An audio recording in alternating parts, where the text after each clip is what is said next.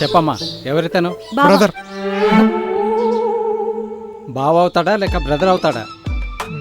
బావకి బ్రదర్ అవుతాడు. నీకు రూమ్మేట్ అవుతాడా? ఆహా, చుట్టాలు బాబాయ్. చుట్టం చూపుకొచ్చాడు, చూసి వెళ్ళిపోతాడు. ఎన్ని రోజులు అవుతుంది వచ్చి? 20. 2 20 డేస్ నుండి వద్దాం అనుకొని 2 డేస్ బ్యాకే వచ్చాడు. మళ్ళీ రేపు వెళ్ళిపోతాడు. అయితే అతనితో పాటు నువ్వు కూడా వెళ్ళిపోవాలి. ఇద్దరిది ఒకే ఊరు అనుకుంటున్నారేమో, వేరే వేరే ఊర్లు.